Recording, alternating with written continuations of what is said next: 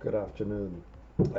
I'm Morris McHugh with the GOZAR program. I'm deputy lead for the Product Readiness and Operations team, otherwise known as PRO. We're a mixture of scientists, software engineers, mechanical engineers, calibration and validation experts, and we work together seamlessly to take data from its receipt on the satellite. We calibrate it, validate it, assure the product quality and status, and we shepherd the data into operations. I'm going to be talking to you today about the current and future capabilities of the GOZAR system.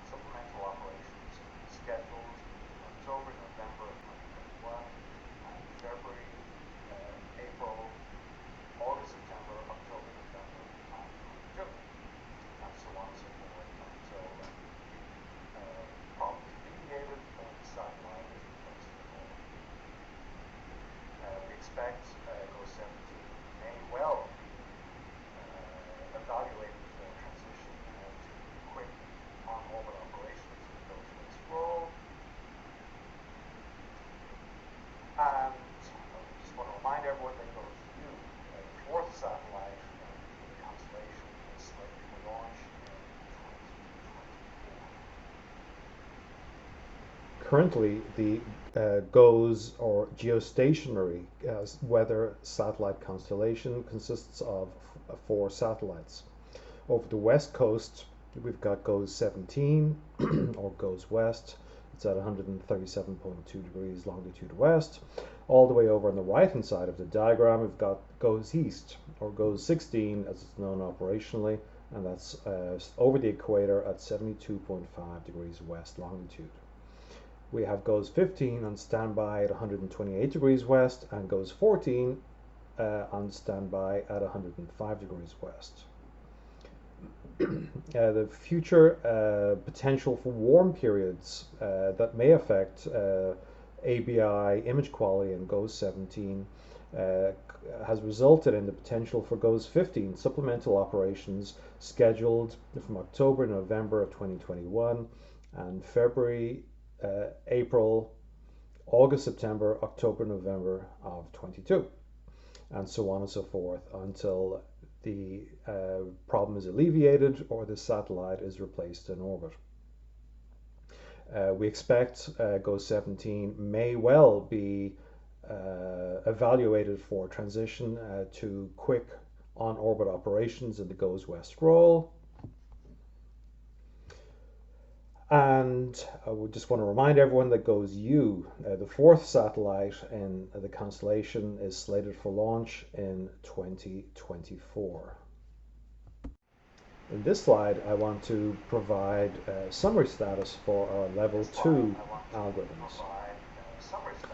We have recently, over the last few years, undertaken a project to replace many of the baseline algorithms with enterprise algorithms. That is, they can take data from any satellite and use the same underlying science to produce a common level 2 product, regardless of whether the sensor is a polar orbiting satellite, such as JPSS, or one of the GOES-R satellites.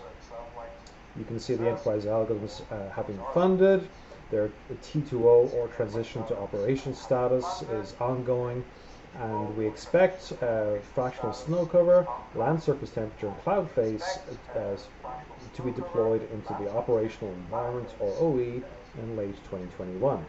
Some of the cloud products, including pressure, height, and temperature, we expect to be deployed into operations in the spring of 22. The National Weather Service Observational Advisory Team, or NOAT, note the products have been funded, they've been completely deployed to operations, and are being released to operational users via PDA, or our product distribution and access system. We have Note enterprise algorithms as opposed to the previous row, which are baseline algorithms. The enterprise algorithms for Note are yet to be completed. We've received the delivered algorithm packages. The work is queuing up, and due to ongoing server refresh at the moment and out into early next year and launch coming up, we are keeping an eye on how this is scheduled to migrate into operations. We have some GOZAR funded fiscal year 19 and 20 products. They've been including FOG and Stratus. Those are expected in late 2021. Himawari 8 has been funded. The implementation of this was managed by a so-called RED team, which is managed by our colleagues over at OSPO and OSGS. Himawari 8 products are being produced daily in the Nestis Cloud, or NCCF as we call it. We have 24/7 monitoring and 24/7 anomaly response phase. In terms of legacy products, many legacy products are running on in-premises hardware. That hardware is going away at the end of next fiscal year, and we have to get those algorithms running in the cloud. So this is a legacy migration project, migration of legacy algorithms, which include data from the GOES constellation removed into the cloud. This is expected to finish in late spring of 2022, and will run for several months in parallel with the existing algorithms to allow parallel operational testing. In the very bottom row, we have a new product for the geostationary lightning mapper. It's a flash extent density product, and this is all good news, it's all green, and we expect implementation to occur after server refresh, and we hope to see this product in operations in the summer of 2022.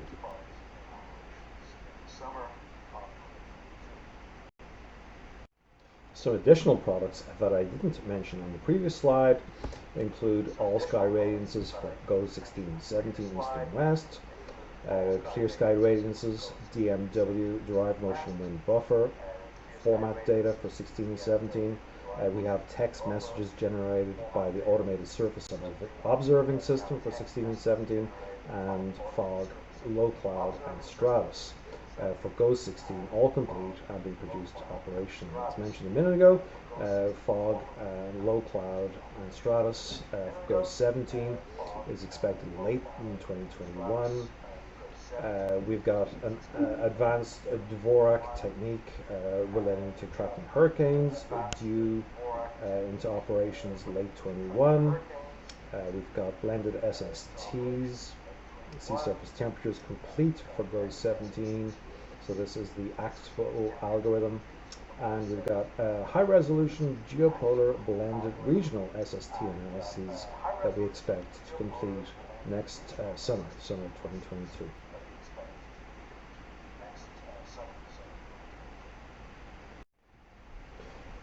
This slide identifies a plethora of new up-and-coming algorithms that we plan to transition to operations, or T2O, in the near and upcoming future. You can see the color scheme: green is good, the teal kind of color means the work is in progress, and not yet started is in white.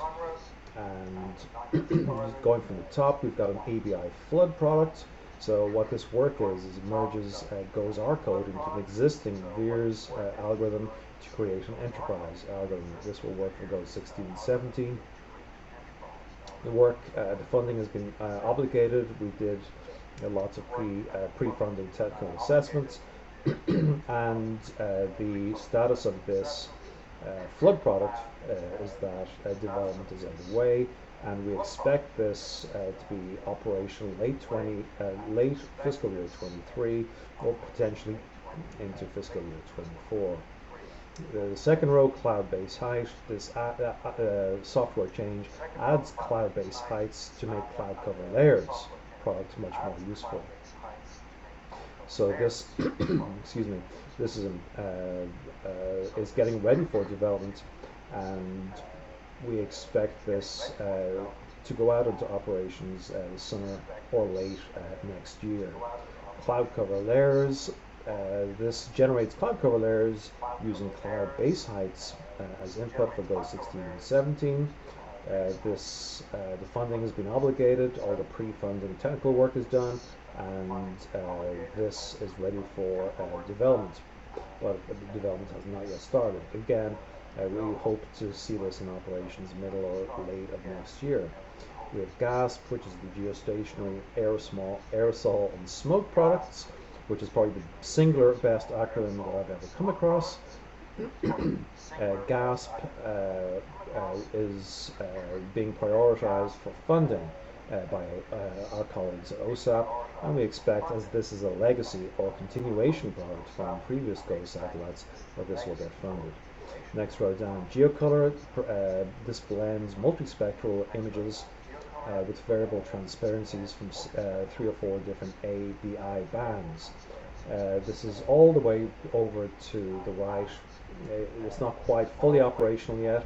It is being used in several weather service facilities operationally, but not in all of the expected weather service facilities. So when the last few facilities have this product rolled out, we will see this completely in operations in all expected sites. We've got a GeoViz product that will allow us to visualize clouds at nighttime. We haven't started to transition yet, but we're getting there very soon. In terms of the GLM flash extent density product, all the funding work, the pre-development work has been done. We've run limited demos and trials of this, and we expect the software work to start in the spring and complete in the summer of 2022. So this will be coming up very fast. We have an NDE migration, so we've got some 5 algorithms that run on the NDE system using Go's R data as input. This system is going to be migrated to the Nessus Cloud Framework, the NCCF that was mentioned before, and we expect this to be operational in the cloud at the end of FY23. We have a sky cover product that will run existing geostationary sky cover algorithm on Go's R data. So a whole bunch of work has been done on this. Funding has been obligated. It's high priority for us. It's ready for development, and we expect to see this the spring and summer of 23 in operations. In terms of solar insulation, this is one of the components of the GSIP, Go's solar insulation product suite. This is a high funding priority. We're working on funding at the moment, and we should see that in operations within a few years. Then at the very bottom, we have stereo atmospheric motion vector wings. This is in the funding pipeline for prioritization, and as before, we hope to see this in the near future. Some caveats at the bottom of the page. The NA at the top for cloud base height and cloud cover layers. The NA means that cloud cover is adding new heights to an existing algorithm, and also down in the NDE row, NA refers here in this context that NDE is migrating existing funded algorithms from one piece of infrastructure to another. The nodes on the right hand side of the bottom refer to the presence or absence of these algorithms in the OSAP 5-year plan. No means no mention at all in any way, shape, or form for any of these algorithms. No with an asterisk means there's no mention of this algorithm for those satellites, but yes for other satellites such as JPSS. And yes, does in fact mean that this product is in the 5-year plan for GOES-R.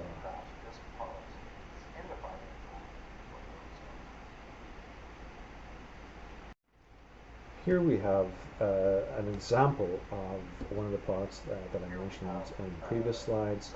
This is the gridded flash extent density product for the GOES Lightning Mapper. This is one demo that we produced, and we viewed it through an AWIPS terminal. It accumulates flash extent density over a 5-minute window, and you can see the image we captured looking at Florida, outlined in blue, the coastline and counties with the blue and red pixels popping up, showing the gridded flash extent density product. This is a great example of a new product that was developed in the past year in conjunction with various different university partners and a team of engineers that we've embedded within the weather service called the Total Observational Weather Readiness for Satellites, or Tower S team.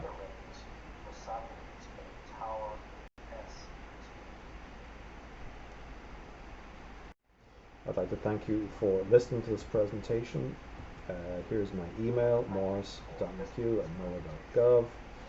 Please feel to reach out to me with any questions you may have. If I cannot answer the questions directly, I will of course forward them along to an appropriate colleague. Thank you very much.